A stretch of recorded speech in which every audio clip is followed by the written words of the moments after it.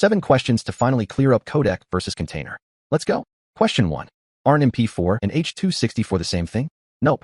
That's one of the biggest misconceptions. MP4 is a container, while H.264 is a codec. They work together, but they're not the same. Question 2. So what exactly is a container? Think of a container as a box. Inside that box, you can store different things: the video track, the audio track, subtitles, even chapters or thumbnails. Examples of containers are MP4, MKV, AVI, MOV. The container doesn't compress anything. It just holds everything together in one file. Question 3. Then what's a codec? The codec is the compression method for the video and audio inside the box. It decides how your video gets squeezed into a smaller file and then played back smoothly. Popular codecs are H.264, H.265, VP9, AV1. They're what actually control quality, file size, and playback. Question 4. Why do people confuse the two? Because we often see them mentioned together.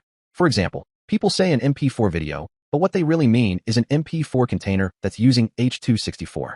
To make it trickier, two MP4 files can look the same, but one may use H.265 instead of H.264, and suddenly it won't open on your device.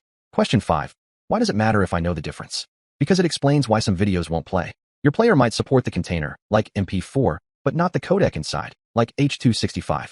That's why you sometimes need to convert or install a codec pack to get a file working. Question 6. What's the best combo to use? For most people, MP4 with H.264 is the safest and most universal option.